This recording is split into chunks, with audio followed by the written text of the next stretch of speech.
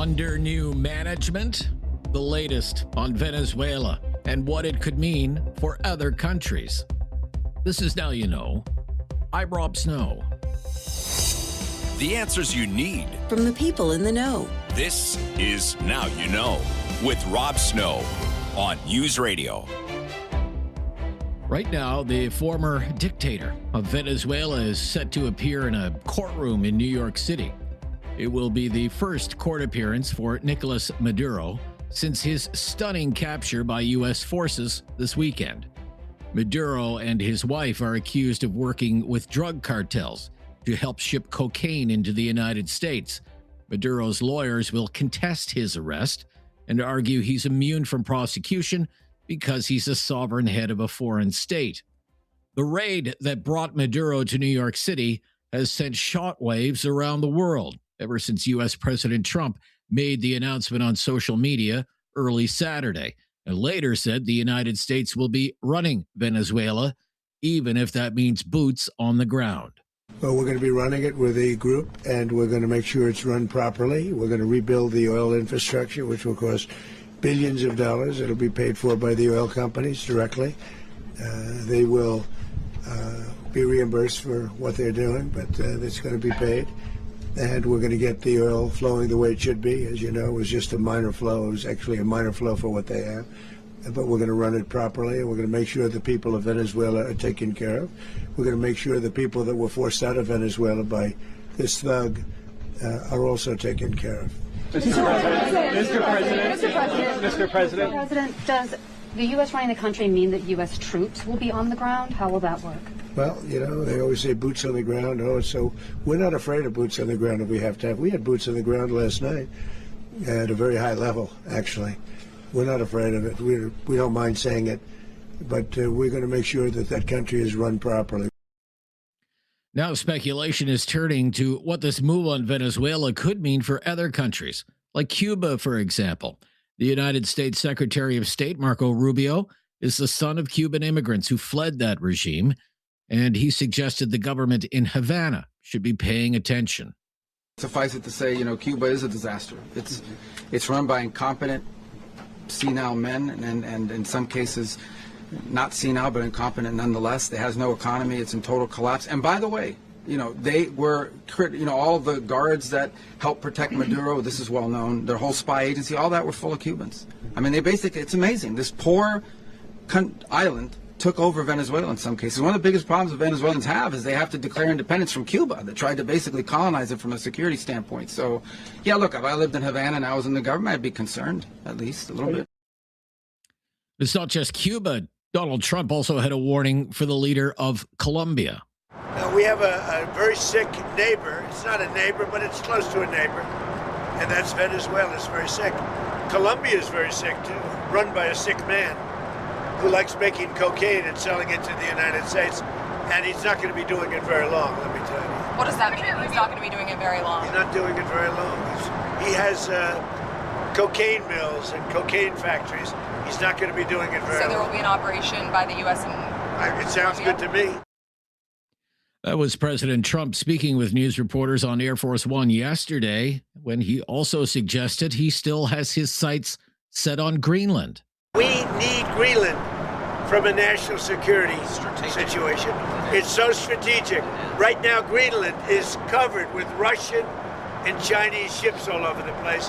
We need Greenland from the standpoint of national security. And Denmark is not going to be able to do it, I can tell you. You know what Denmark did recently to boost up security in Greenland? They added one more dog sled. It's true. They thought that was a great move. Greenland's prime minister responded to that by saying on social media, "That's enough now." And Denmark's prime minister said the U.S. has no right to annex any of the three nations in the Danish kingdom. As for who is in charge right now in Venezuela, Secretary of State Rubio made the rounds of the Sunday political talk shows in the United States and told NBC's Meet the Press the U.S. needs to see big changes. Changes of all kinds, long-term, short-term, we'd love to see all kinds of changes, but the most immediate changes are the ones that are in the national interest of the United States. That's why we're involved here, because of how it applies and has a direct impact on the United States. Okay, we are not going to be able to allow in our hemisphere a country that becomes a crossroads for the activities of all of our adversaries around the world. We just can't allow it. We can't have a country where the people in charge of its military and in charge of its police department are openly cooperating with drug trafficking organizations. We're not going to allow that. These things are direct threats to the United States, and we intend to use every element of leverage that we have to ensure that that changes. The one I would point everyone to is that our military is helping the Coast Guard conduct a law enforcement function, which is not just the capture of Maduro, but the enforcement of our sanctions. We go to court, we get a warrant, we seize the boats. And we think this is tremendous leverage, incredible, crippling leverage, which we intend to continue to use until we see the changes that we need to see that are benefit to the American people. And by the way, we believe to the people of Venezuela as well. Venezuela, of course, has one of the world's largest proven reserves of oil, heavy oil, much like Alberta's oil. Secretary Rubio told ABC News, America's goal is to make the oil industry in Venezuela benefit the people of Venezuela. These oil fields basically are pirate operations. People literally steal the oil from the ground. That's how they hold this regime together. A handful of cronies benefit from this oil, specific oil wells. They're producing at like 18% capacity because the equipment is all decrepit, and they basically pocket the money to their benefit. They sell the oil at a discount in global markets, 40 cents on the dollar, 50 cents on the dollar, but all that money goes to them. Those oil fields have not benefited the people of Venezuela in over a decade. Oil prices are steady after all of this news. Oil futures are up about 1% and trading around $57.90 US per barrel. I'm Rob Snow. This is Now You Know. This is News Radio. Critical thinking is not dead. Now You Know with Rob Snow Returns on News Radio. The Canadian political year is beginning much like the last one ended, with the Prime Minister on a trip overseas. Mark Carney left for Paris a few hours ago. He's going to be there along with about 30 other world leaders to talk about a possible ceasefire and an end to the war between Russia and Ukraine. This as word arrives that former Liberal finance minister and still Liberal MP Chrystia Freeland has been appointed economic development advisor for Ukraine by Ukraine's President Volodymyr Zelensky. Freeland had already been working as Canada's special representative for the reconstruction of Ukraine. This news also comes a week after Prime Minister Carney met with President Zelensky in Halifax, where Carney announced an additional $2.5 billion in aid to the country. The attack on Kyiv shows just how important it is that we stand with Ukraine during this difficult time, and that we create the conditions for this just and lasting peace and a true reconstruction. And I want to underscore something that has happened in recent weeks, is that the development of that possibility under your leadership, and also the prospect of true prosperity for the Ukrainian people. As for the situation in Venezuela and the capture of Maduro by U.S. forces, and claims from the United States that it will be running Venezuela, Prime Minister Carney issued a statement on social media over the weekend, saying, quote, Canada stands by the Venezuelan people's right to decide and build their own future in a peaceful and democratic society, and that Canada has not recognized the illegitimate regime of Maduro since it stole the 2018 election. In Ottawa, all is quiet for the House of Commons. MPs are not scheduled to return to the House until January 26th. But in the run-up to that, there's already plenty of speculation that the Liberals will try and find other MPs to cross the floor. 2025 ended with 2 floor crossings. Both MPs were elected as Conservatives, but crossed the floor and joined the Liberals. That leaves the Liberals just 1 seat short of a majority government. Government House Leader Steve McKinnon suggested more Conservatives might be thinking about joining the Liberals, unhappy with the leadership of Pierre Poilievre.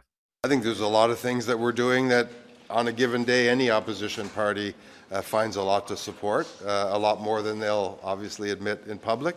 I'd say that's particularly true of many Conservatives who quietly tell us all the time, we appreciate what you're doing, we respect what you're doing, The feedback in our ridings is strongly supportive of the direction you're heading in.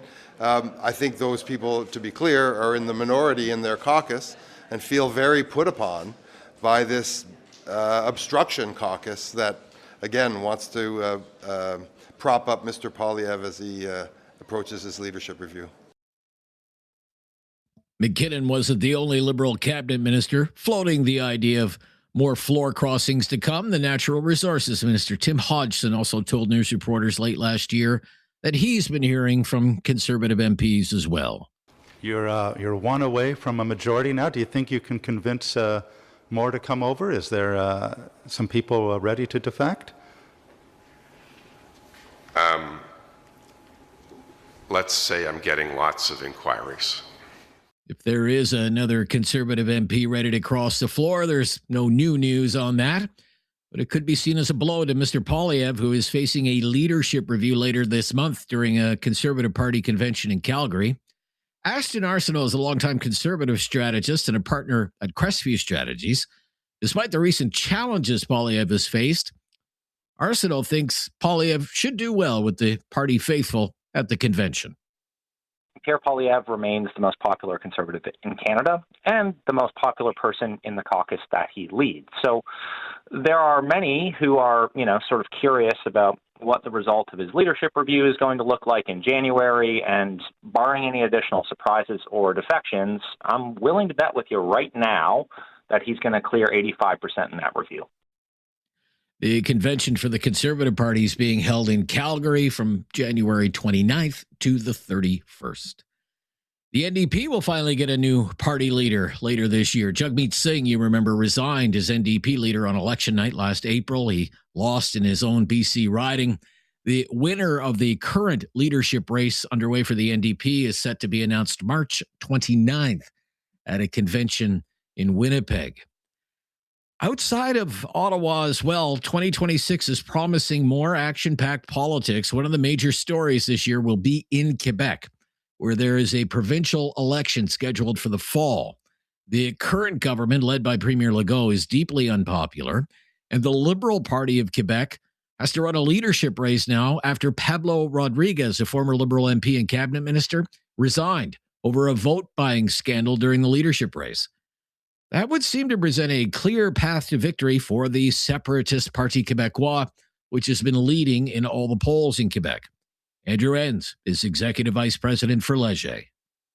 The Quebec Liberal Party had, got caught up in quite a messy scandal, almost a decade ago, and they were really sent to purgatory.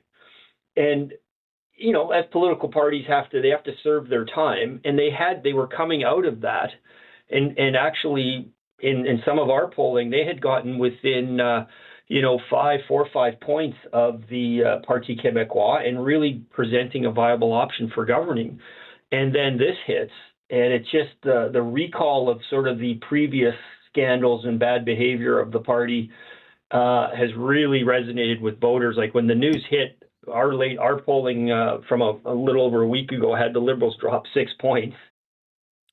Under the election rules in Quebec, the election has to be held by October 5th at the very latest. The Parti Québécois has vowed that if it wins government, it will hold another sovereignty referendum sometime in the next 3 years. Also later this fall, the Big Smoke will be having an election. Municipal elections will be held across Ontario this fall, including in Toronto, where Olivia Chow is expected to seek re-election. She won the mayor's office after former Toronto Mayor John Tory resigned following an admission he had an extramarital affair with a staffer in his office. There have been rumors John Tory might run again. We know at least one well-known Toronto politician will be in the race for mayor. His name is Brad Bradford, a city councillor who enjoys support in Ontario PC circles. He told City News Toronto that Canada's biggest city needs change. Looking for change. I think it's time for new generational leadership. I think it's time for a new chapter in Toronto. And if you ask Torontonians, and I do every day, a lot of folks feel like the best days of this city are behind us. But my goal is to make Toronto the best city in the world. Full stop. the best city to raise a family, to build a business, and unlock your potential. And I think we need clarity of our mission. I think we need more focus and determination and courage to deliver that. And that is what I will offer Torontonians in the next election. The election in Toronto will be October 26th. This is News Radio.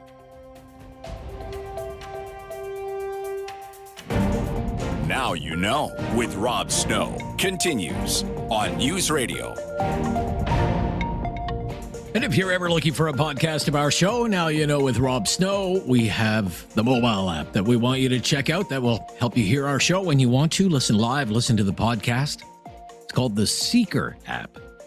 That's Seeker, spelled S-E-E-K-R, and it has all kinds of exclusive audio that you won't hear anywhere else. News, music, and sports, and you can download Seeker for iOS or Android. That's Seeker, spelled S-E-E-K-R. And Now You Know with Rob Snow is on Spotify and Apple Podcasts or wherever you get your podcasts. And it's great to be back with everyone after a few weeks away for the holidays, which for me, much to the chagrin of my wife, is a sports overdose, primarily football. And that included yesterday, which put a wrap on the regular season for the National Football League. And now things are all set for the playoffs and the run to Super Bowl Sunday. Things get going this coming weekend with, wild card games on Saturday, Sunday, and Monday. On Saturday, it's the Rams and Panthers, and the Packers and the Bears. And then on Sunday, it's the Bills and the Jaguars, the Eagles and the 49ers, and the Chargers and the Patriots. And then on Monday Night Football, Texans and Steelers. Steelers up by the Ravens in a squeaker last night to make it to the playoffs. In the AFC, the Denver Broncos. How about them Broncos? They have the bye. And in the NFC, it's the Seattle Seahawks with the bye.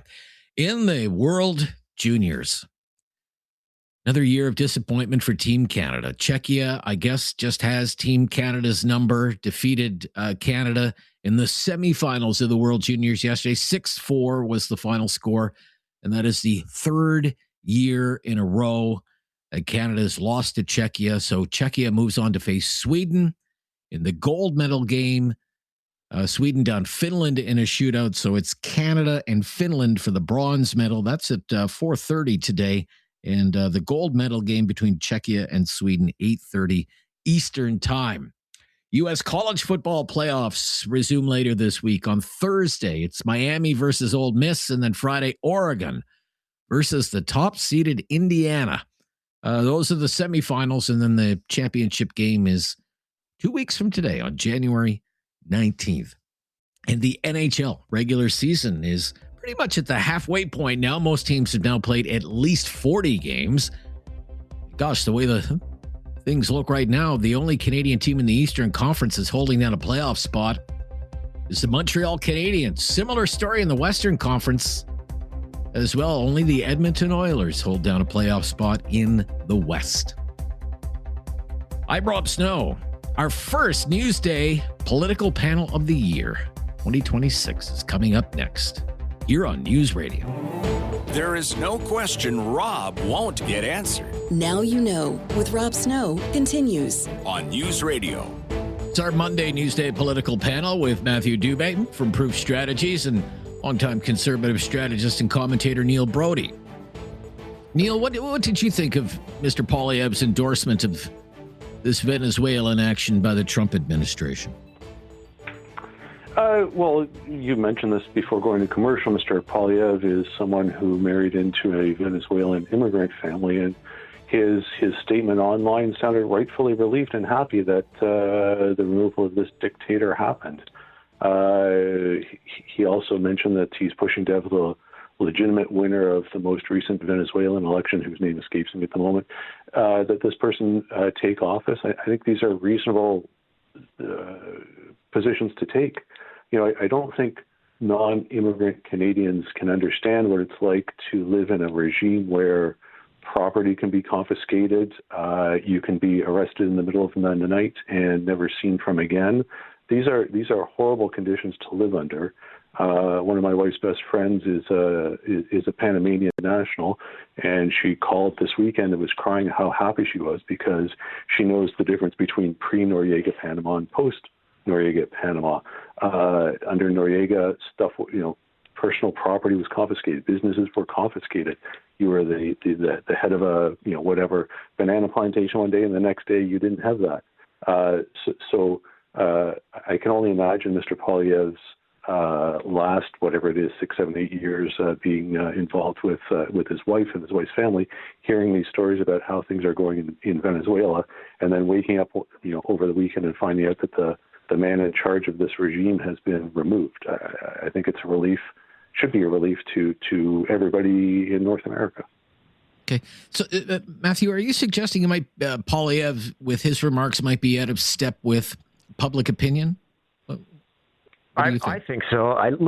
You just have to look at what happened in the hours. He was so quick out the gate to want to heap praise on this action, and I appreciate the dynamics, with his wife and the what people have suffered in that country. But at the end of the day, he, in the same statement, in the same tweet, he was hoping for those who had won the election to be taking power, and that's not what's happened. And in fact, President Trump disparaged Miss Mikado, and there's reporting out there from White House sources, take it with a grain of salt, that part of it is he's insulted that she accepted the Nobel Peace Prize that he kept lobbying for.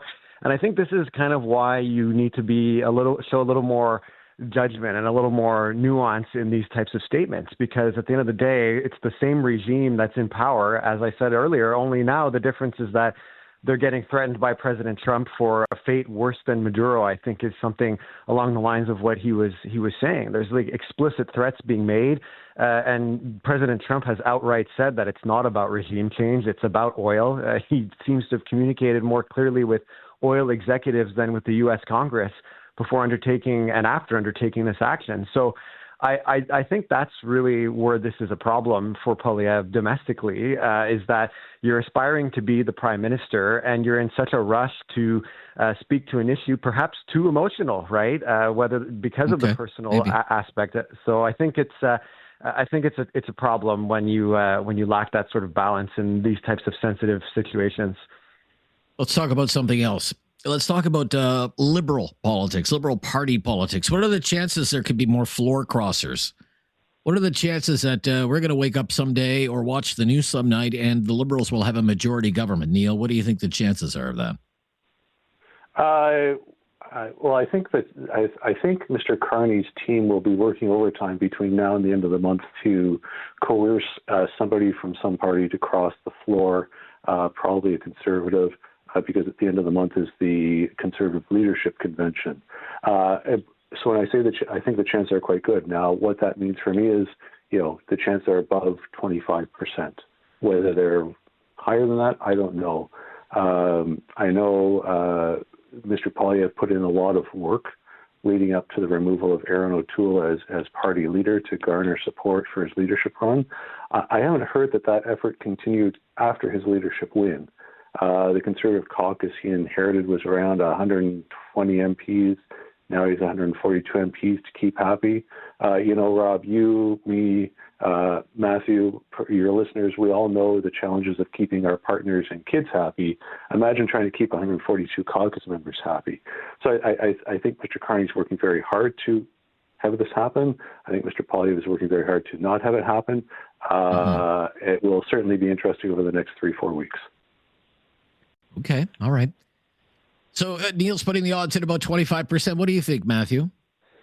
Yeah, I think that sounds about right. I don't have any specific insight or inside knowledge, I should say. But the insight I would have, the unsolicited advice I would give to the Prime Minister and his team would be to wait until after the leadership review, simply because right now the parties are neck and neck, and I think that the biggest advantage that the Prime Minister seems to have is that he's viewed in all the polling we see more favorably than Pierre Poilievre. And I think having a floor crossing between now and the leadership review potentially jeopardizes what I think is going to be a relatively smooth ride for the Conservative leader at that convention.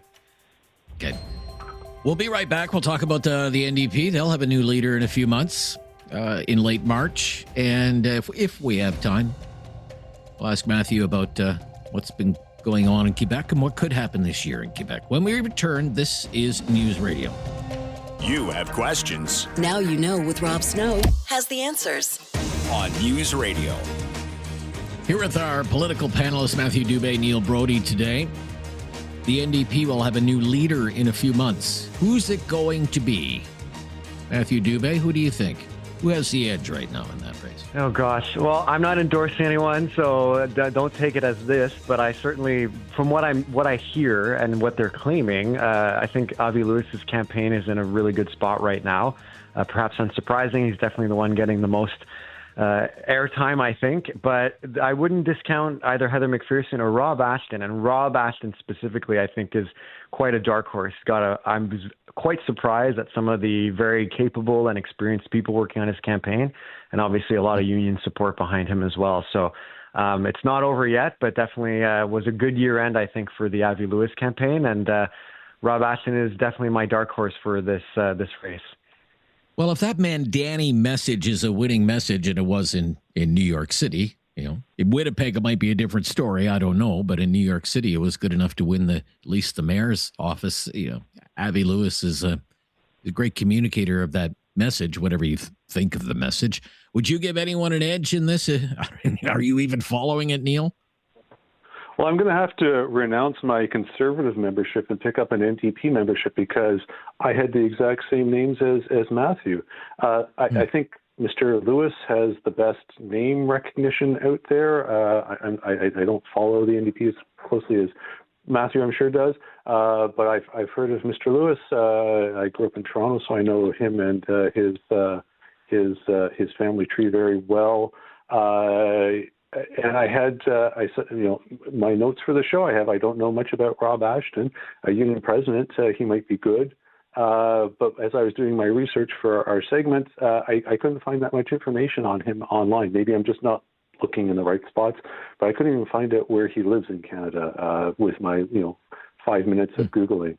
I think he's a BC guy. Is he? Okay. What I will add is, the NDP, I hope, stops being a niche anti-everything party and returns to its broad-based positive policies that we saw, for many years under Mr. Broadbent, Ms. McDonough, Mr. Layton, and Tom Mulcair. That's all I can add on the NDP leadership. Okay. How likely is a PQ majority government right now in this fall's Quebec election? What do you think, Matthew? The likelihood's somewhat high, but I wouldn't count anything until it's done. I think they're in a solid position. I don't think their support is going to dip too much, but campaigns matter, as the old cliche goes. And I think depending who gets chosen as the new provincial Liberal leader, there's a lot of things that can shift on the landscape between now and then. But I'd say the likelihood's probably, as we speak, about 75%. If I had to pin a number on it, which is a fool's gambit, but here it is. Okay, so that election has to be held by October 5th, and just a few weeks after that, there's going to be an election in Toronto. The municipal elections are October 26th all across Ontario. Neil, you mentioned you're the Toronto guy. Olivia Chow, do you think she can win again? Sure, of course she can win. Will she win? I don't know. I don't think so. I don't know that she's done enough to convince Toronto residents that she is doing as much as she can for the city of Toronto. But in municipal politics, incumbents have the edge. So it's Ms. Chow's position to lose. Who will challenge her? We will find out. But it's hers to lose. It's hers to lose. Okay. Great to hear from both of you. Covered a lot of ground today. Happy New Year to both of you. Look forward to having you back many times over the year. Always a pleasure, Rob. Happy New Year.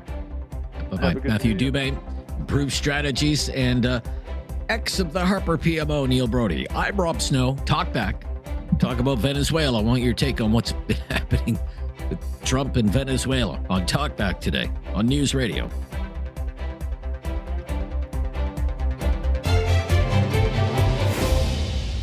Welcome to Talkback.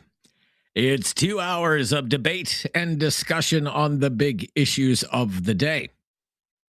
And today's topic is Venezuela. It's the biggest story in the world. Nothing even comes close. The United States, under the orders of President Trump, captured the president of Venezuela, Nicolas Maduro, in a raid and took him to the United States, and the Americans are going to put him on trial on drug trafficking charges. He appeared in court today, pleaded not guilty. But President Trump said it multiple times during his news conference on Saturday, we're going to run Venezuela. The United States is going to run Venezuela, and the American oil companies are going to be invited into that country to rebuild the Venezuelan oil industry. It's a stunning turn of events. It really is a stunning turn of events. And now that everyone has had a couple of days to take it in, watch the news coverage, we want to know what you think about it. So what do you think about it? What do you think about this stunning turn of events? What do you think about what the United States under President Trump has done here? And what do you think it means for Canada? Now, what should we be thinking about in this country after this turn of events? Our phone lines are open right now for the first Talkback of the year. The number to call is 1-833-668-2577. 1-833-668-2577. I mean, do you think what the Trump administration has done is wrong? Has it done the wrong thing? It went into a foreign country, launched an attack, nabbed the leader of the country, put him on a ship back to the United States, putting him on trial. And Trump says we're going to run Venezuela for now. And the American oil companies will be invited in and I guess basically assume control of one of the largest oil reserves in the world. How do you feel about that? Was that the wrong thing to do? Or is that something that has your support? Maduro was a brutal dictator, rigged elections, suppressed opposition. His government was not even recognized by our government as being the legitimate government in Venezuela. Stole the last election. The country's a shambles. It's an economic basket case. And it's good that this guy is gone. And it's good that Trump did this. Just where do you come down on this? It's been all over the news over the last couple of days that people from Venezuela, people who fled that country, maybe came to this country. A lot of them are thrilled that this has happened. And they are over the moon that this dictator has been removed from office. And they're happy that Trump made the decision to do this. But what do you think? What do you think? And we should also talk about what happens next. Today, it's Venezuela. But does it end with Venezuela? For example, on Air Force One yesterday, Trump talked about Colombia, how he's not happy with the leadership of that country for all the same reasons he did what he just did in Venezuela. What about Cuba? The United States Secretary of State Marco Rubio had some choice words on Saturday for Cuba, essentially saying the leadership in Cuba should be worried as well. Greenland. What about Greenland? Trump has talked in the past about how the United States needs Greenland, which is part of Denmark. And he was asked about that yesterday, and he said in no uncertain terms, we need Greenland. We need Greenland. For national security reasons, we need Greenland. That's what he said just yesterday. Are we going to wake up early Saturday morning someday in the future to the news that U.S. Special Forces have just, taken over Greenland? And, of course, Canada. What do you think this means for Canada? Does it mean anything for Canada? Should we view this as a wake-up call for Canada? Keeping in mind everything that Trump has said about Canada in the past, Trump's desire to make Canada the 51st state. Does this Venezuelan move cast those remarks about Canada and the 51st state in a new light now. All of Trump's talk about wanting to make Canada the 51st state. Should we take that more seriously now? Given what has just come to pass in Venezuela? Share your opinions, please. Share your thoughts. We'd really love to hear from you. We've been away for a few weeks, enjoying the holidays. I hope you had a great holiday as well. But we are back at it today. And my goodness, we're not easing into it. We have a heavy-duty topic to jump into right here. Trump's move on Venezuela. What do you make of it? Right decision, wrong decision? A one-off? Does this end with Venezuela? Could there be more actions like this by the United States with other countries? Is this American imperialism? And what do you think it means for Canada? Trump has so often said Canada should be the 51st state. Given what has happened now with Venezuela, how do you interpret those remarks from Trump now about Canada and the 51st state? Do you think he was serious? Or do you think he was joking then, and if he ever says it again, he's joking? And some people make too much of that. 1-833-668-2577. 1-833-668-2577. The call-in line for Talkback. If you've never called before, mention that. We'll make your call a priority and have your say. Offer your opinion on Trump's move on Venezuela and what does it mean for other countries, including Canada. I'm Rob Snow. This is Now You Know. This is News Radio.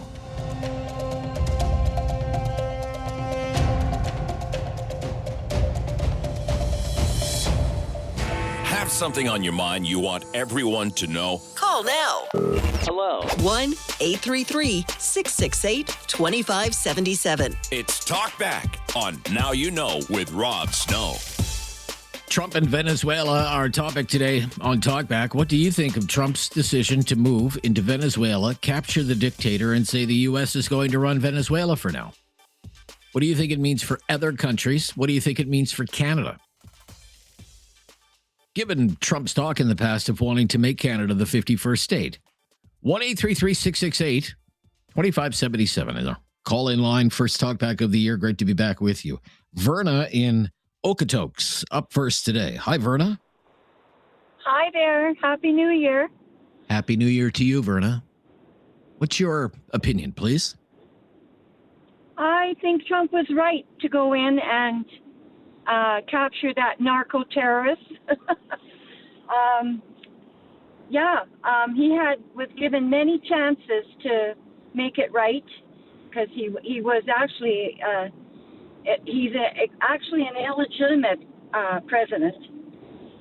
He stole, he only got 30% of the votes in the country and wouldn't step down.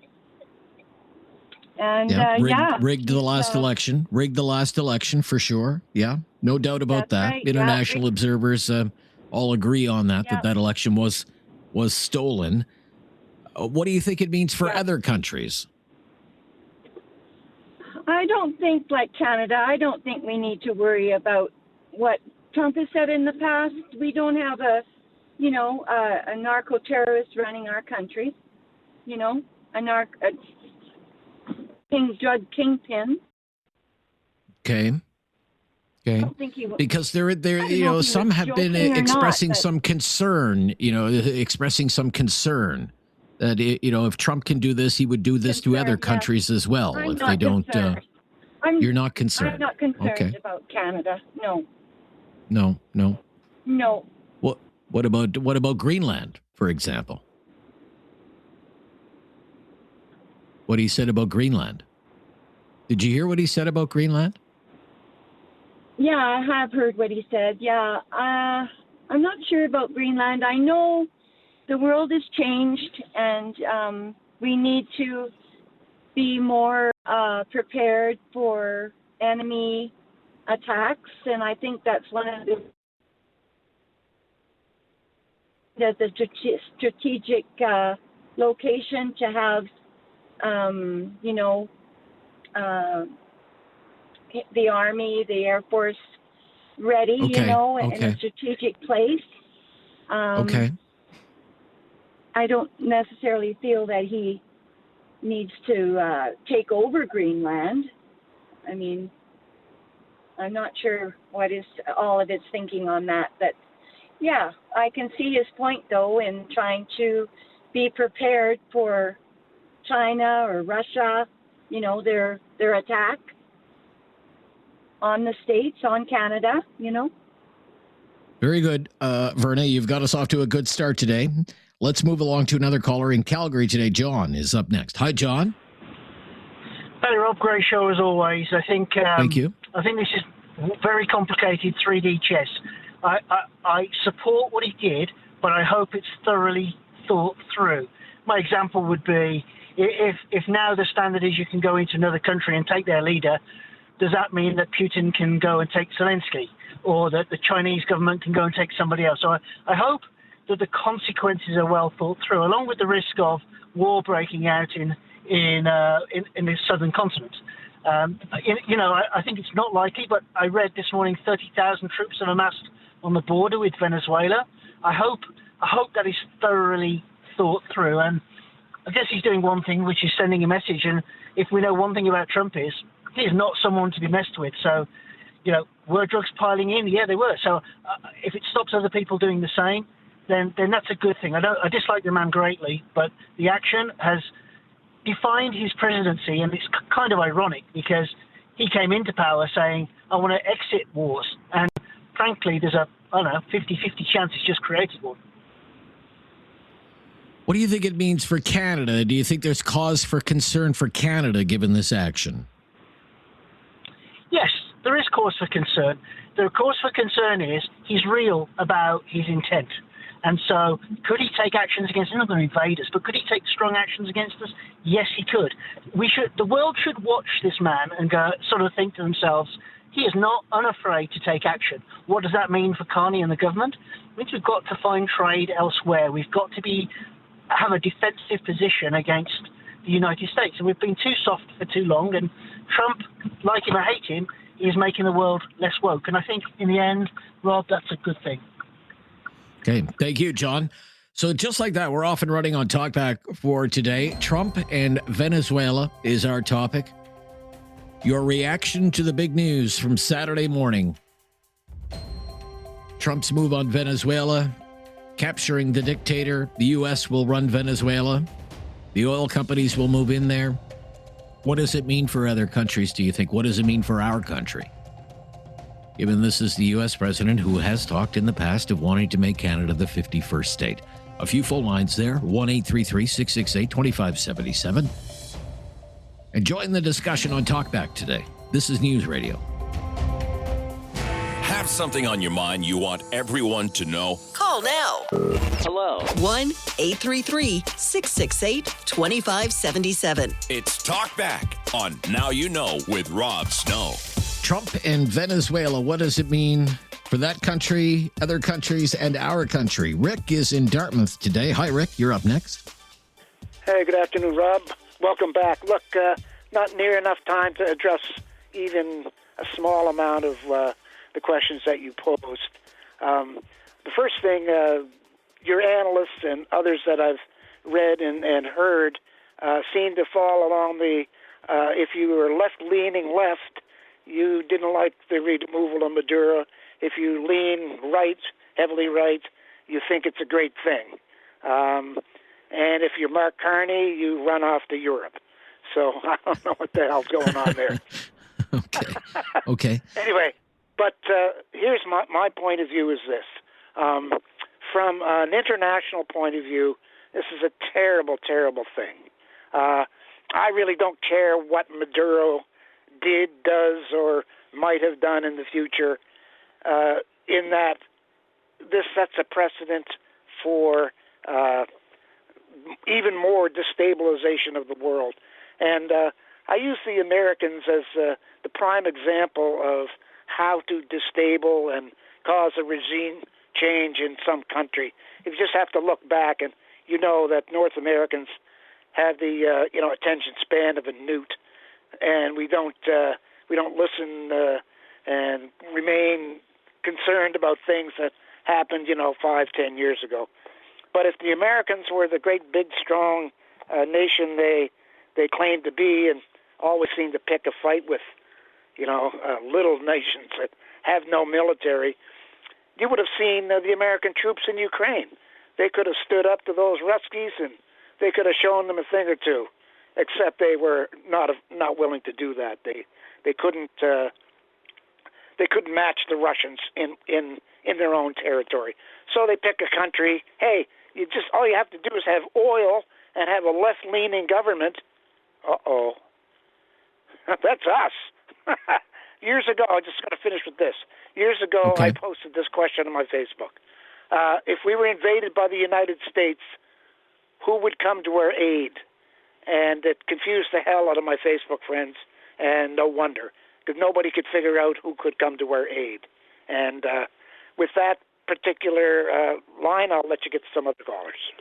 Thank you, Rick, for your call, and Happy New Year to you. Let's go to John in Calgary up next. Hi, John. Hey, Rob. How you doing? Happy New Year. Happy New Year to you, John. What's your opinion on this incredible development? Well, it is an incredible development, but I think, you got to look at the whole. You got to look at the whole statements that are being said, not pick things apart. Like the media loves to pick and choose the one little snippet that they want everybody to hear. I mean, yes, he did go take over Venezuela, but it wasn't Venezuela. It was against the narco cartel boss. They pulled him out of there. They arrested him for that. It wasn't anything to do with Venezuela. But also, Venezuela was about to fall to either Russia or China anyways, because they've been wanting that oil pretty bad too.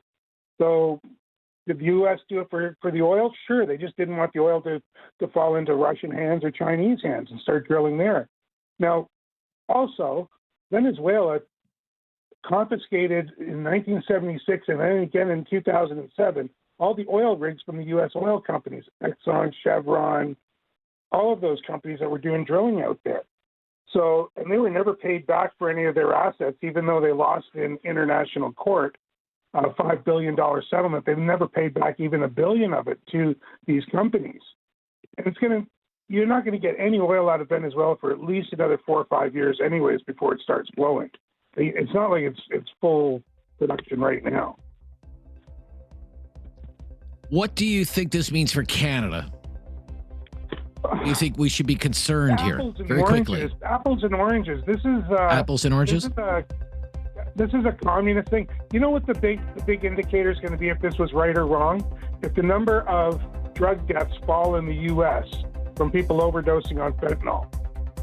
If he put a serious dent in the drug crisis, it's all worth it. Okay, thank you. Every American life is worth it. Thank you. Gotta go. Great remarks all around so far. Keep them coming on Talkback as we talk about the news of Venezuela, Trump.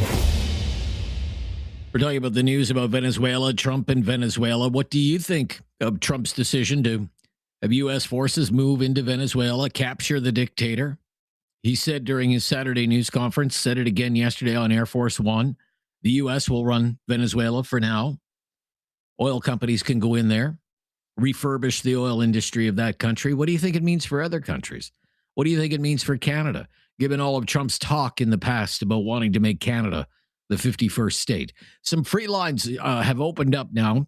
We'd love to hear from you today. Very important topic. 1-833-668-2577 to Red Deer. Dan is in Red Deer. Thanks for calling, Dan. Hello. Hi, Dan. What's your opinion? So I think him now having access to heavy crude Venezuelan oil, like the oil we produce out in Alberta, will be allow him to put pressure on the Alberta economy, which is the most likely province in Canada to want to join the States. So if he has more leverage there, can only mean one thing for Alberta. We have to be paying attention very closely to what he does with that new access to oil and how he leverages that against Canada. So I think we have to be pretty cautious moving forward here and paying attention. You can already see the markets reacting to it. Alberta oil is down a little bit because it's the same heavy crude that they need at the refineries in the States there. So we do need to be very cautious. Okay. I would notice, I'm just watching crude oil trade right now, 58.31 US for WTI crude. The WCS crude, which is the Western Canadian Select, is 43.93. It's up a dime today. It's up just a dime now. So okay, I did see it down this morning, but I don't expect that it should have too much motion because it will take time before they can actually start, like you were saying, probably years before that oil is fully up and running, but it won't take years before you can use it to leverage pressure on us. So we definitely need to be concerned. One of the arguments that has been made over the last couple of days is that this makes it even more important for Alberta to get a pipeline to the West Coast. What do you think about that? I think having a pipeline to other markets is always important. I think I don't know that that's realistic in goal considering the political climate around here. We don't necessarily have endorsement from all the First Nations that we would need to. We don't necessarily have endorsement for the oil tankers that we would need to. I think it's an uphill battle to get us there. So we'll see what can be done, but I think it's important, and I think we need to be concerned about them not necessarily needing our oil in the quantities that they've needed it before. So if they can source it other places, we should be concerned. Okay. Dan is concerned, especially for the Alberta oil industry. Let's go to Halifax. Doug is up next in Halifax. Hi, Doug. Hi, Rob. Thanks for taking my call. Happy New Year. Welcome. Let me say we appreciate you here in Nova Scotia very much. Thank you, Doug. Very kind of you to say. Happy New Year to you. What's your opinion on this major news? Well, when I woke up the other day, my wife said, "Guess what Trump did today?" I said, "What?" Well, he just invaded Venezuela and took the president. It's kind of scary. Now, I know that, Canada is part of the Commonwealth and, the odds of him taking over Canada are slim to none. But let me ask you a question, Rob. Please educate me. Isn't Denmark a kingdom? Are they part of the Commonwealth too? Not sure. I'm not sure if Denmark's part of the Commonwealth, but they're a NATO country. They're one of our NATO allies. Exactly. So, when Trump's talking about taking over Greenland, it has to be tongue-in-cheek. He can't be serious. But having said that, look what happened in Venezuela. So I guess my question that I ask is, what comes next? So would you, one of the questions I'm asking is, what do you think this means for Canada? Do you think this should be a warning for Canada, for example? To a degree, I think Canada has to wake up and stabilize our north, have more military out there. And full disclaimer, I work for the Department of National Defense. I'm not in the military, but I'm a civilian employee. But I believe that we should have more military in the north.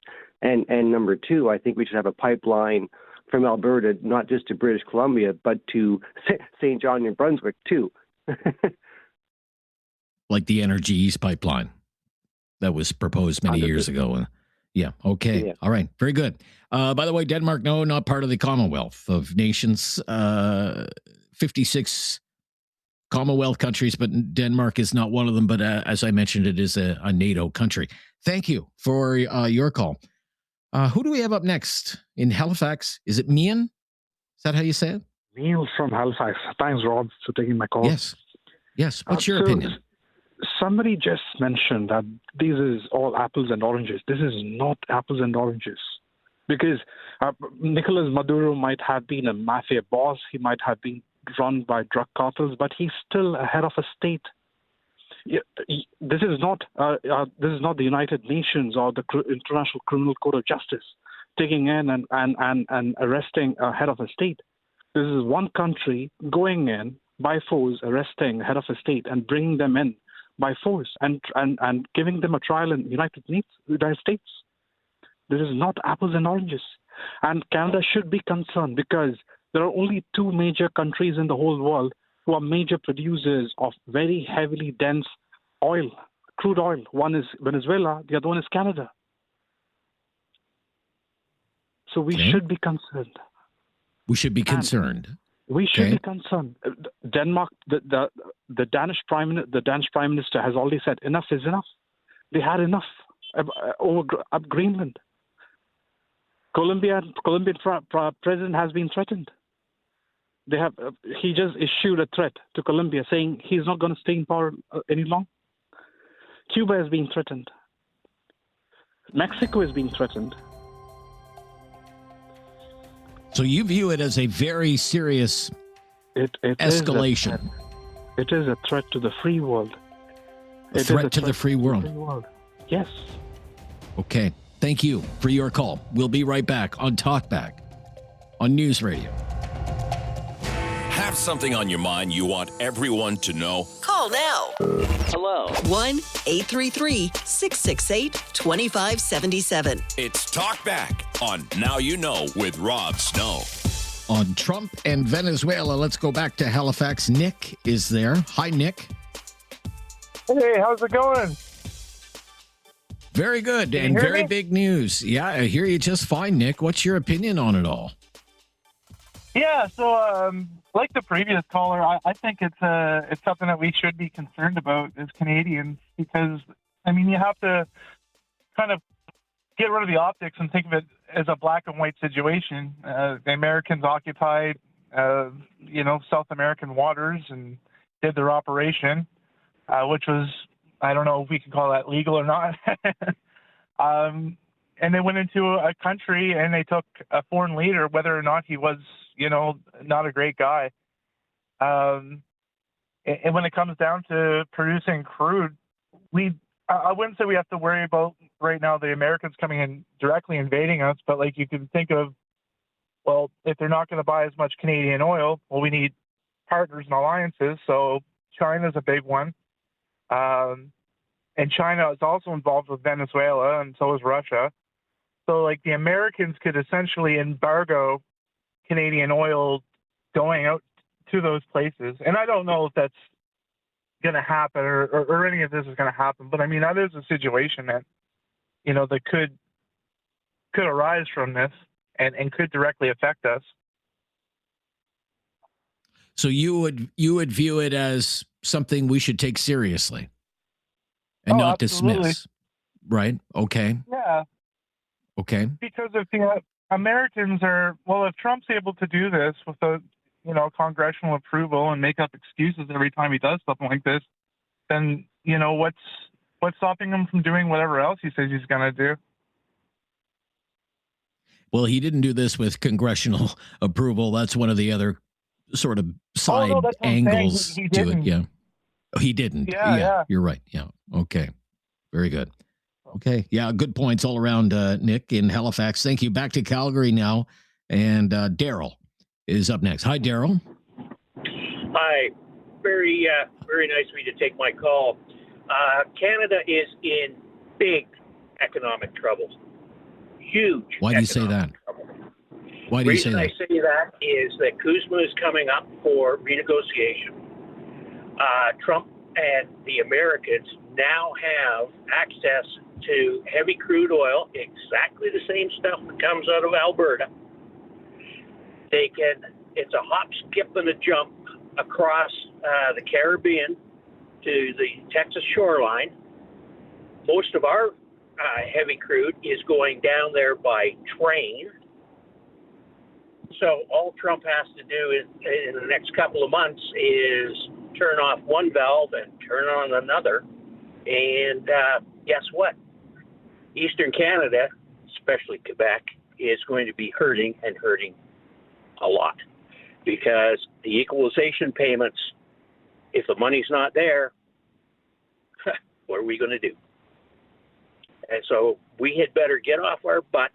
It's probably going to take 4 to 5 years to bring Venezuelan infrastructure up to speed so that they can really start producing.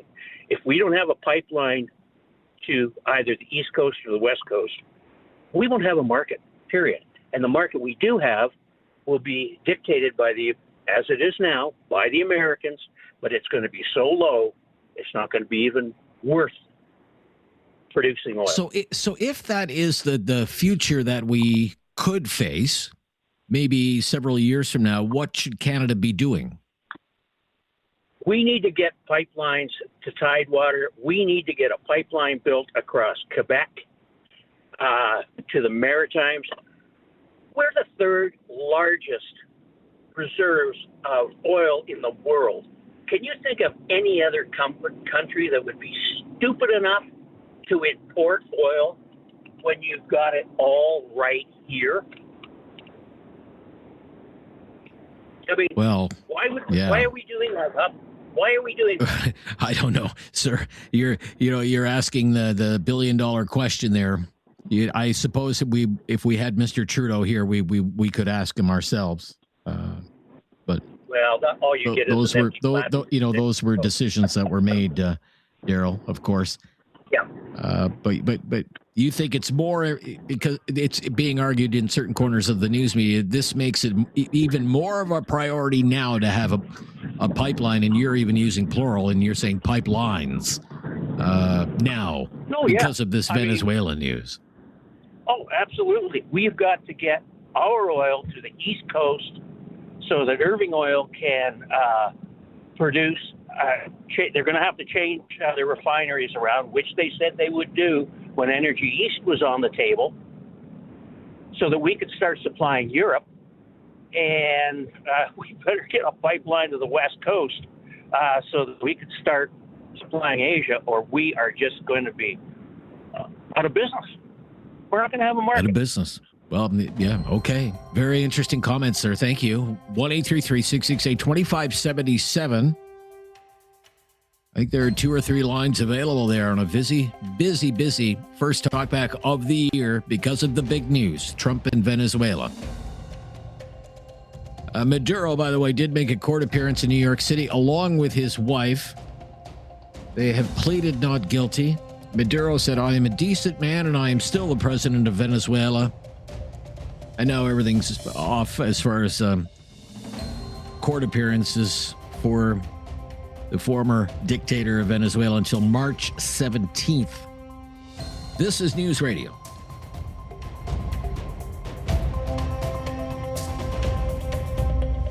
Have something on your mind you want everyone to know? Call now. Hello. 1-833-668-2577. It's Talkback on Now You Know with Rob Snow.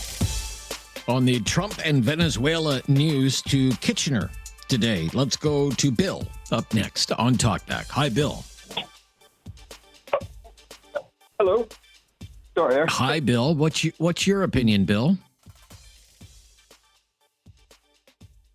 Poor Bill. I think I heard his phone just go ding, which means he's gone. If he calls back, you'll put him up close to the front of the line. He was waiting for a while. Compier, Alberta. Rob is up next. Hi, Rob. How are you today?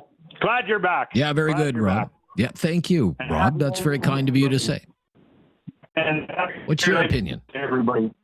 My opinion is I think that is just great what Trump did. And we'll give that guy a chance, but let's hope not much. We don't need that drug. So just like he said when he ran for position in the States there. And people don't stop and think, and I'm just one man's opinion. But I'd like to say something. We always talk about, Trump's talking about the 51st state. I don't know. Maybe we should join him. I don't think so. I think we should put BC, Alberta, and Saskatchewan, Manitoba together, and we got our ports and do something. But I don't know what's right or wrong. It's just another opinion. But maybe somebody should just say back to him, well, geez, how many provinces have we got? Maybe we'll make you guys the 11th province or something. Because does anybody stand up to him or say anything? And yet I like Trump. I think he's a good guy, and I think he's doing a good job for the States, and I think he'll work for other people if they let him. But if we run him down and whatever else, but I think what he did there, good for them. Good for them, and it'll be good for us in the long run somehow, some shape or form. You think it'll be good for Canada in the long run? A lot of people are worried, especially in your part of the country, Rob, that it could mean trouble for Alberta, for example. Danielle Smith's not no dummy. She knows that she hasn't got anything going across the line there yet. And, she's a smart cookie. And she will, and I'm the guy that said thank you to her. And she will get us something sooner or later. And who knows? Maybe we need to do like did years ago when they had the NDP in there and they kept their oil right in their own province. I don't know what the right answer is, but we got to maybe have some markets, but yet, well, it'll come. It'll all come out, as my mother used to say. It'll all come out in the wash. But I think what Trump did there, he's trying to clean up the country and if they're all on drugs and they're doing nothing, where are we headed? We won't have to worry about oil, or we won't have to worry about anything. And I worry about worrying. But no, we just somebody's got to step up to the plate. And I think he did Okay, Rob. Yeah, I've got you. I got you. We're going to let you go there. And that's it for the first hour of Talkback. There's a full hour ahead. So if you're on the line, just hang on the line. We'll bring you right up to date on the latest breaking news. And then we'll be back with the second hour of our first Talkback of the year. And we're right into the thick of it with this news and get your reaction. What you think of Trump's decision to move on Venezuela, capture the dictator, and say the U.S. is going to run Venezuela for now. What does it mean for other countries? What does it mean for Canada? Have your say right after the news on News Radio.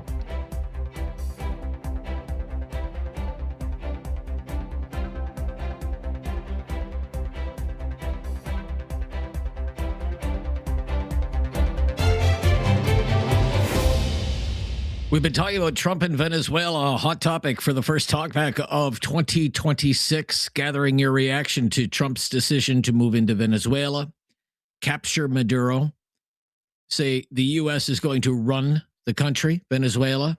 American oil companies will return, rebuild the oil infrastructure there. What do you think it means for other countries? Lots of talk about other countries. And what do you think it means for Canada?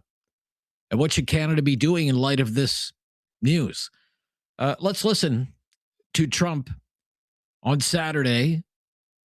This was around 11 o'clock Eastern time, Saturday morning, saying the United States will be running Venezuela, even if that means boots on the ground.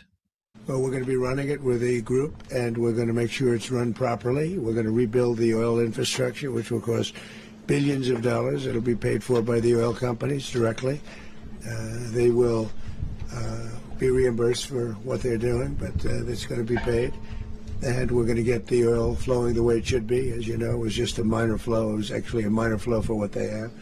But we're going to run it properly, and we're going to make sure the people of Venezuela are taken care of. We're going to make sure the people that were forced out of Venezuela by this thug are also taken care of. Mr. President, does the U.S. running the country mean that U.S. troops will be on the ground? How will that work?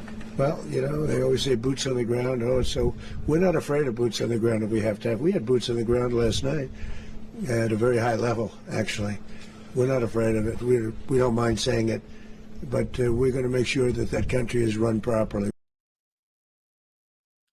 So let's talk about what this could mean for a country like Cuba. The U.S. Secretary of State is Marco Rubio, the son of Cuban immigrants who fled Cuba.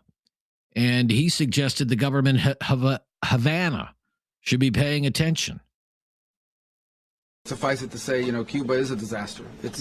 It's run by incompetent, senile men, and in some cases, not senile, but incompetent nonetheless. It has no economy. It's in total collapse. And by the way, you know, they were, you know, all the guards that helped protect Maduro, this is well known, their whole spy agency, all that were full of Cubans. I mean, they basically, it's amazing. This poor island took over Venezuela in some cases. One of the biggest problems the Venezuelans have is they have to declare independence from Cuba. They tried to basically colonize it from a security standpoint. So, yeah, look, if I lived in Havana and I was in the government, I'd be concerned, at least a little bit.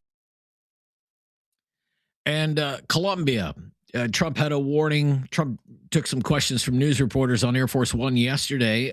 He had a warning for the leader of Colombia. Play that. We have a very sick neighbor. It's not a neighbor, but it's close to a neighbor. And that's Venezuela. It's very sick. Colombia is very sick, too, run by a sick man who likes making cocaine and selling it to the United States. And he's not going to be doing it very long, let me tell you. What does that mean? He's not going to be doing it very long. He's not doing it very long. He has cocaine mills and cocaine factories. He's not going to be doing it very long. So there will be an operation by the U.S. It sounds good to me. It sounds good to me. The president of Colombia is Gustavo Petro. left wing, former guerrilla fighter and economist, with headlines today saying, "Come get me, I'm waiting," in taunt to Trump. Maybe be careful what you wish for. And finally, on Greenland, he was questioned about Greenland yesterday. This is what Trump said about Greenland. We need Greenland from a national security situation. It's so strategic. Right now, Greenland is covered with Russian and Chinese ships all over the place. We need Greenland from the standpoint of national security. And Denmark is not going to be able to do it, I can tell you. You know what Denmark did recently to boost up security in Greenland? They added one more dog sled. It's true. They thought that was a great move. Let's go to our callers. Hour number 2 of Talkback underway to Guelph. First, Dave is in Guelph. Hi, Dave. Hello, Rob. Yeah, Guy got you, Dave. Good to hear from you today. Happy New Year. And what's your opinion on the topic? Well, Happy New Year to you, and thanks for taking my call. Well, my opinion is my wife's Venezuelan, so I have like basically a bird's eye view of what's been going on in the country for 11 years I've been with my wife, but my friend is also married to her cousin, and I've known her for 30 years. So from the outside looking in, and people probably don't realize how illegitimate the vote was. He hasn't been recognized by most nations around the world as the legitimate president. Okay. So your wife and her acquaintances that you know, how are they feeling about this? Are they happy? Are they thrilled? Are they over the moon? They're overjoyed, but at the same time, they're concerned, yes, in some ways, well, what's going to happen next with how is the government going to, or how's the country going to be run?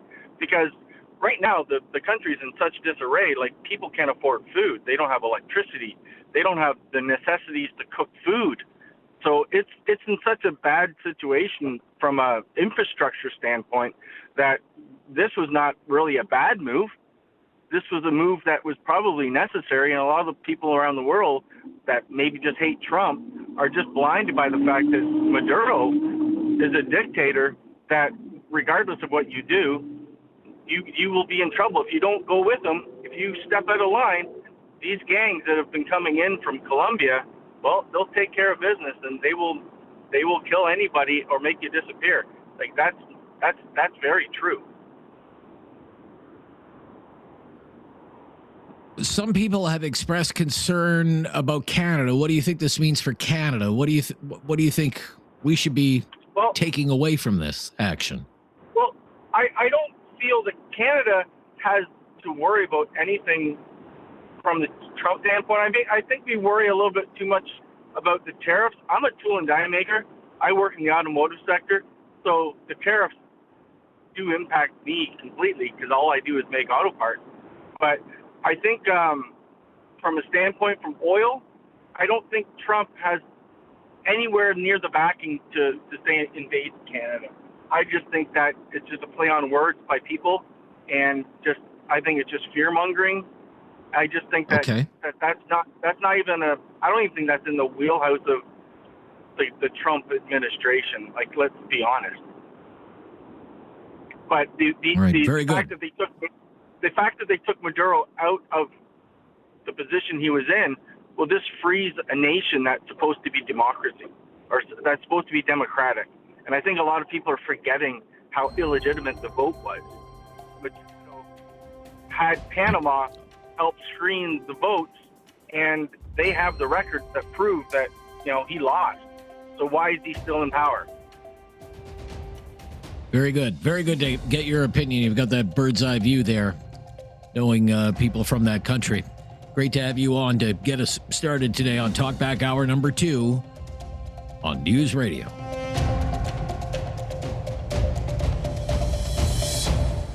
Have something on your mind you want everyone to know? Call now. Hello. 1-833-668-2577. It's Talkback on Now You Know with Rob Snow. Let's go to Pat in Kitchener. Get Pat's opinion on the Venezuela news. Hi, Pat. Welcome to Talkback. Hi, Rob. Hi, how are What's you? your opinion, Pat? Very good. Good. So I think that what Trump did is a net positive. I grew up in Eastern Europe under communism, and there wasn't a day that went by that we didn't pray for U.S. intervention. And the U.S. never came, and so we had to kind of resolve that situation ourselves with a lot of blood that was spilled on the streets. But unless you grew up in a situation where you have a dictator's boot on your neck, it's hard to see the virtues of what Trump did. If you've ever found yourself in a situation where, again, your government can essentially do whatever they want to you, it's hard to, again, fully appreciate what Trump did. So that's why I think it's a net positive. From Canada's perspective, I think that we should be concerned only to the extent that we poke ourselves in the eye. And what I mean by that is, if we decide to align ourselves with countries that are hostile to the U.S., then yeah, of course we should be concerned. We've now entered, once again, a multipolar world where we have great powers, and countries that are not great powers have to align themselves with those that are. And so what we should be doing is opening up our arms and giving the U.S. a big hug and saying that we're the greatest partner, and seeing how we can work together to make both countries as prosperous and as safe as possible. And so that's kind of my view on the matter. Okay. If I could, you don't have to tell me if you don't want to. What country was that? Romania. That you grew up in? Romania. Okay. Yeah. Under, I guess it would have been Ceausescu was. Yeah, 1989, Nicolae Ceausescu. He was caught by the army. At that point in time, the army had sided with the people. There was a mock trial on an army base, and he was executed by firing squad. And you would liken something like this to the situation in Romania back then? And I'm talking about the feeling among the people would be 100%. Yeah, 100%. There's certainly going to be people. There's certainly going to be people in Venezuela that are disappointed with Maduro's leaving, and those people are the people that are doing well because, again, they're corrupt. But the majority of people, again, I think there's 8 million people that left the country. 8 million people don't leave the country in a short period of time because the country is doing well. And so the only way to get him out of office is either U.S. intervention to see what they did, or a lot of people have to die to get him out of the office. And I think what Trump did was the correct approach. Okay. Thank you, Pat. Very, very interesting perspective that you shared. To Dave in Calgary. Up next, Dave. Hi, Dave. Thanks for calling Talkback. Hi, Rob. Thanks for taking my call. What's your opinion? I am deeply concerned about what's going on here. This isn't about drugs. Mexico and Colombia provide far more drugs than Venezuela, but as Trump said, it's all about oil. And what's concerning me is that the U.S. Gulf Coast refinery complex centered around Houston takes heavy oil, and the majority of that comes from Canada right now. As he builds up Venezuela over time, they will be able to source almost exactly the same heavy oil for a slightly lower price than they can get from Canada.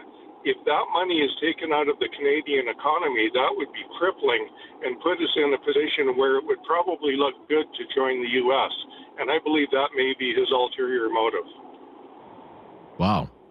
What should Canada be doing in light of that scenario that you outlined? Pipelines to the coast yesterday, both coasts, and we should have shovels in the ground tomorrow. Okay. So you're very concerned about what it could mean for our economy and our number one export commodity, oil, and where it goes. And the kind of oil that it is. A couple of statistics I came across, and they're not verified, is that we ship 9% of our oil exports to the U.S., and it brings in about $130 billion into our economy a year.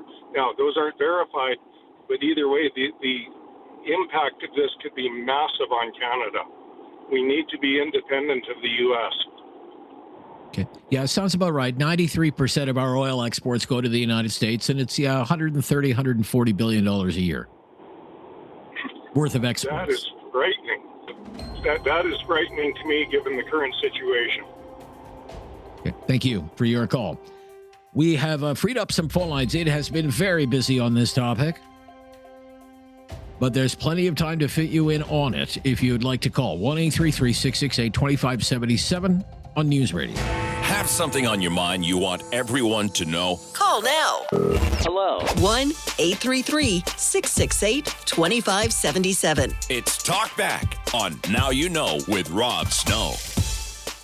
We've been jam-packed today talking about Trump and Venezuela on the first Talkback of 2026, asking for your opinion on Trump's decision to move into Venezuela, capture the dictator, and say the U.S. is going to run Venezuela for now. American oil companies can move in there. What does it mean for other countries? What does it mean for Canada? Remember all of Trump's talk in the past about wanting to make Canada the 51st state. So lines available there for you, 1-833-668-2577. Let's go to Ben in Calgary today. Hi, Ben. Hi, Ben. Are you with me? Hi there, Rob. Thanks for taking my call.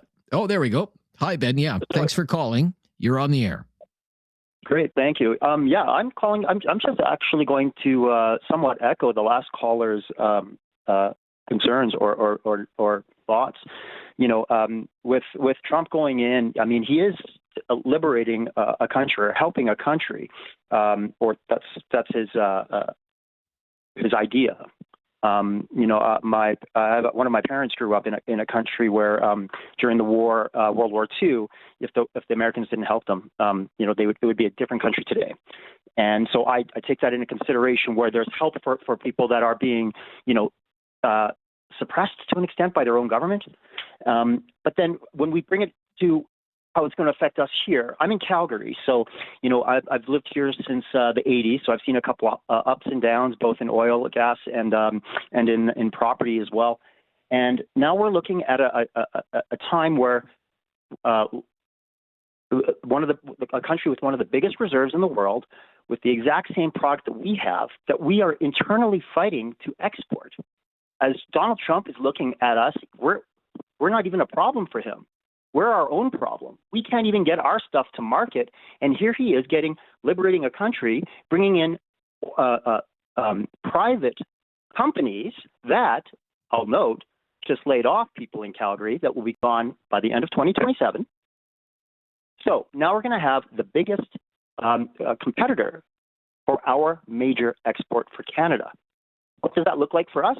Well, that's a small part of the bigger picture when we think of immigration to Canada, the changes over the last 2 or 3 years, our own local economy. We're fighting internally. That's harming us more.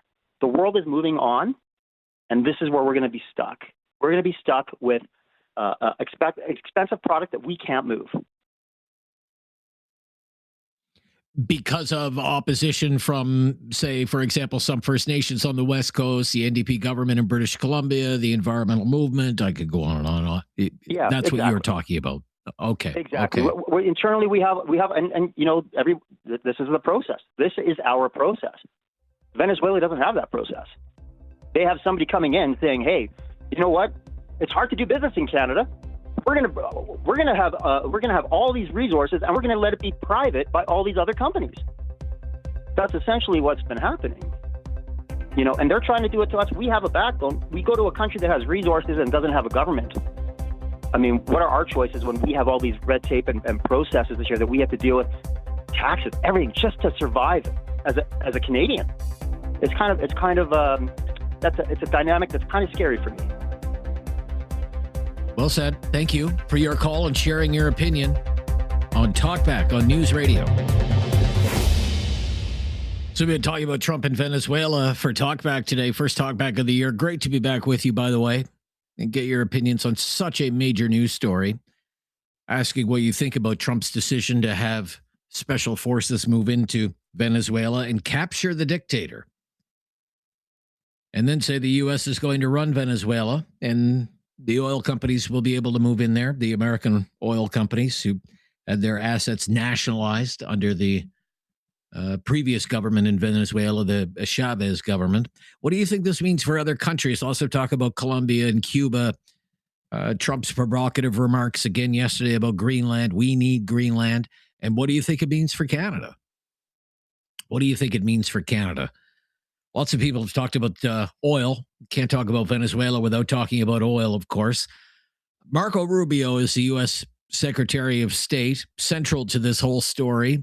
And he was doing the round of the American talk shows on the weekend. He told ABC News that when it comes to oil, the goal is to make the oil industry in Venezuela benefit the people of Venezuela. This is what he said. These oil fields basically are pirate operations. People literally steal the oil from the ground. That's how they hold this regime together. A handful of cronies benefit from this oil, specific oil wells. They're producing at like 18% capacity because the equipment is all decrepit, and they basically pocket the money to their benefit. They sell the oil at a discount in global markets, 40 cents on the dollar, 50 cents on the dollar, but all that money goes to them. Those oil fields have not benefited the people of Venezuela in over a decade. Again, Secretary Rubio, Secretary of State of the United States, top diplomat for the United States. Oil prices, not much movement today, higher, not by much. WTI crude, 58.28, the last trade. U.S. up 96 cents on the day. And Western Canadian Select up very slightly, 43.93. For Western Canadian Select. Venezuela has one of the world's largest proven reserves of oil. It's heavy oil, much like Alberta's oil. But when reached by News Radio, Eric Nuttall, who is a very, very bright guy on the Canadian energy market, he's a partner, senior portfolio manager at 9 Point Partners, said he didn't expect much to happen with the oil market and that there wouldn't be a big impact on Alberta, at least not right now. Venezuela is a producer of heavy oil, as is Canada.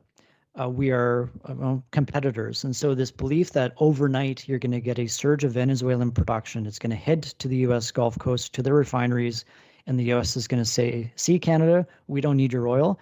That assumption is rooted in so much unbelievable ignorance.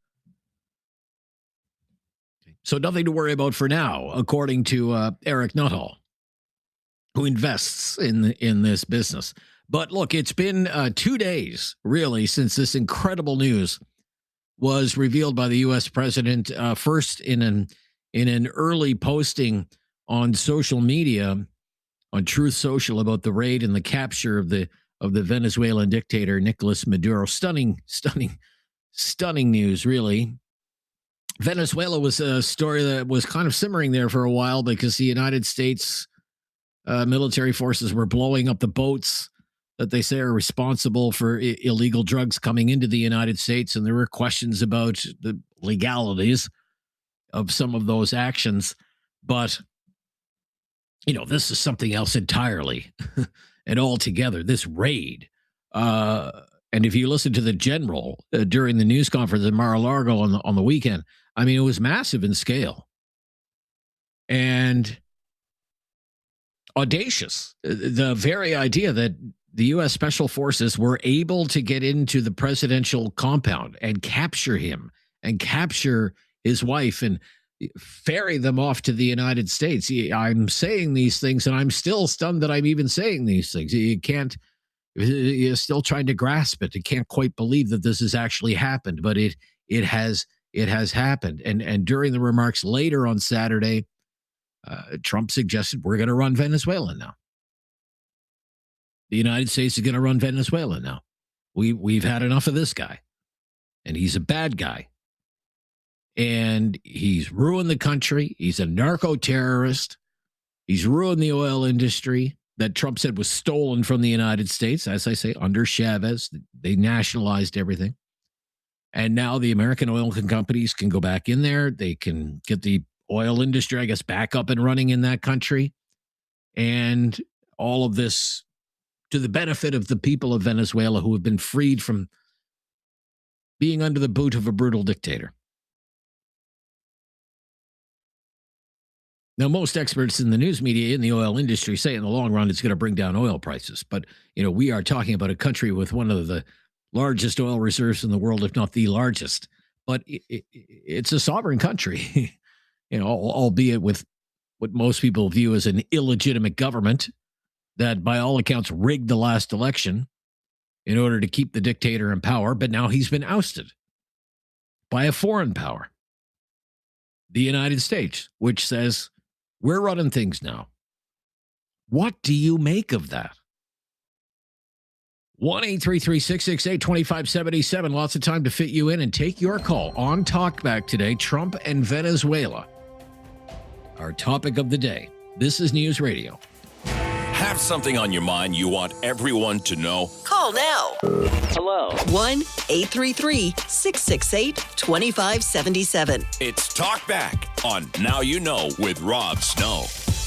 And really nothing yet in the way of public remarks from Prime Minister Mark Carney. He did issue a kind of mushy, middle-of-the-road statement about the Venezuela news and put it on social media, saying it wants Venezuelans to be able to decide their own future in a democratic way, but certainly had no love lost for the Maduro regime in Venezuela.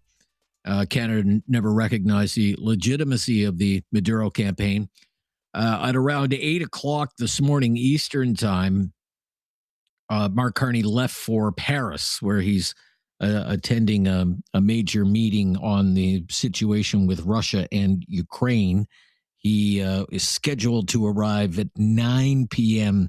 Paris time. So maybe when he gets off the plane, if there is a contingent of press gallery members following the prime minister, maybe they will get some public remarks from the Canadian prime minister on this latest development. There's certainly been a lot of commentary in the Canadian news media since this news broke a couple of days ago, early Saturday morning.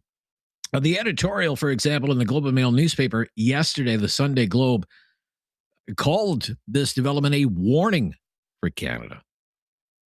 A warning for Canada. Let me read a little bit about what this says in the Globe and Mail in the editorial this weekend. This is not a military action for democracy or international order or human rights or any of the rationales, sometimes thin, admittedly, that the United States has marshaled in past interventions. It goes on, quote, the motivation is simple and ancient. Empire. Saturday marked the formal debut of an imperial America, led by a president who recognizes no law save that of the jungle. Already, Mr. Trump is turning his attention elsewhere, saying in an interview Saturday that something's going to have to be done with Mexico. Every country in the Western Hemisphere should be worried, particularly this country, Canada, which Mr. Trump so obviously covets as a 51st state. The editorial in yesterday's Globe concludes by calling this a national emergency. A national emergency, what Trump has done and what he has said he would like to do amounts to a national emergency in Canada, according to the Globe. Quote, we are caught up in a national emergency. The View from the editorial board of one newspaper, a warning for Canada, a national emergency for Canada. Trump's move on Venezuela, the motivations behind it. And it says in response, we need to continue to find new markets, something several callers have mentioned today. We have to make our economy much less dependent on the United States. It means we need to build pipelines with even more urgency, especially now given that the Venezuelan oil is heavy oil, like the Alberta oil, and the Americans just seized control of this. And the belief is that can't be good for Canada. It can't be good for Alberta, although we played you a clip from an oil analyst who does not expect anything to change in the short term. And it says in the paper, we have to get busy and serious about rebuilding our military with a particular emphasis on securing the Arctic.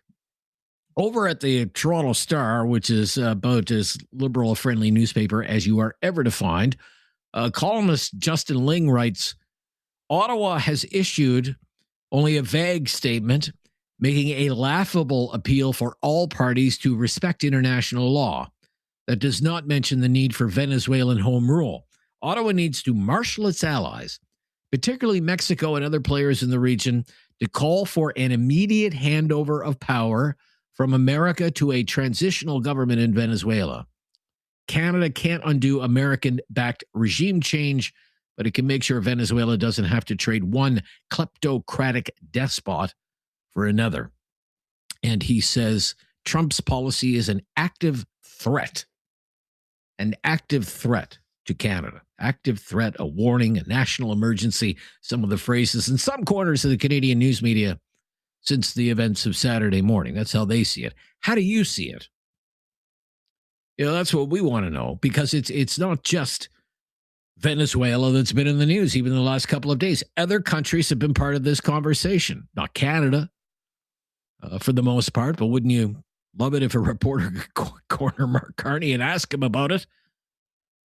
But certainly Mexico and Cuba and Colombia and Greenland. Let's play that clip again, Curtis, if you can find it on Greenland.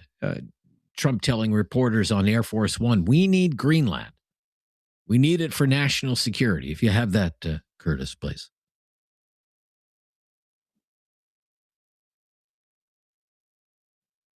We need Greenland from a national security situation. It's so strategic. Right now, Greenland is covered with Russian and Chinese ships all over the place.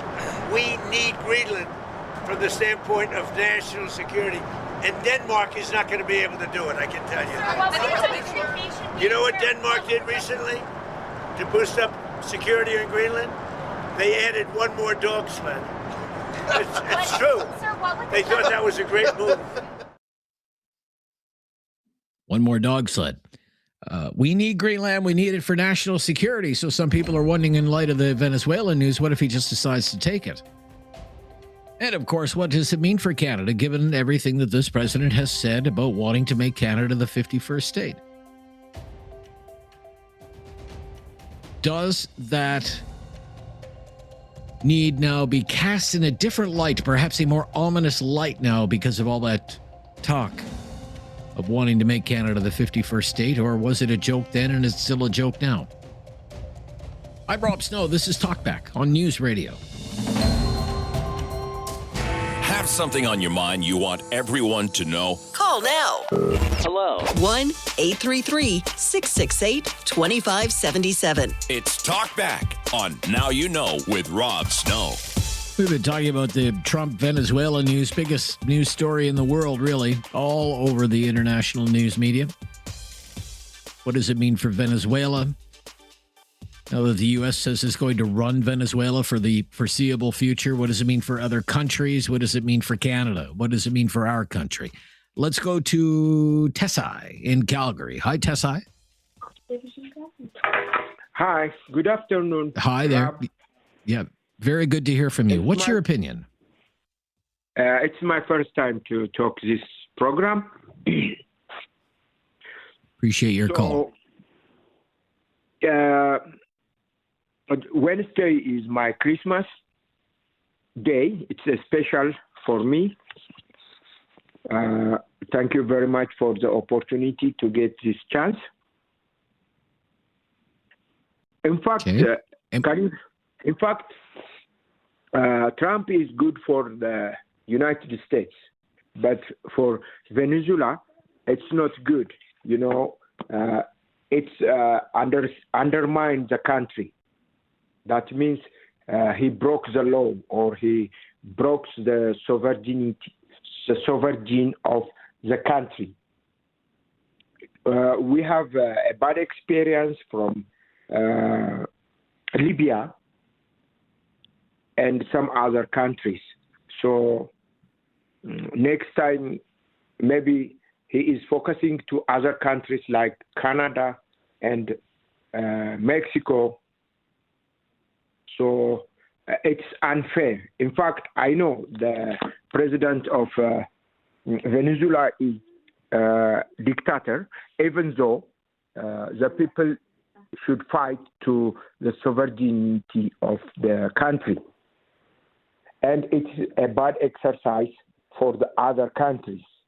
For example, if someone is powerful and unlawful to break the law and regulation, it comes to even in our country. Okay. So you don't see. You don't think is it better for the people of Venezuela to be, say, under interim U.S. administration than to be under the rule of Maduro? No, I don't mean that. No? I know the Maduro is a dictator, even though the people are fighting to protect their country. Do you understand me? Yes, because, but you do raise an important point, and it's a question many people are asking. Here we go with the United States wanting to do nation building again, and where has that led? What is the record there? What is the record in places like Iraq? What is the record in a place like Afghanistan, where the Taliban is ruling Afghanistan? Right? You mentioned Libya. Libya. So many years after the decision to oust Gaddafi, Libya still doesn't have a functioning government. You basically have one factional government controlling the western part of the country and another faction controlling the eastern part of the country, and there's really almost no functioning government at all. And many times there are clashes between rival militias in that country. And how many years ago was that? So great point that you raise. Yeah. It's one thing to oust the dictator. You never know what could come next. Could be even worse. Point well taken. Thank you for your call. Thank you for all your calls today on a very busy Talkback, on a hot topic that is dominating the news. And the latest breaking news is coming up next on News Radio.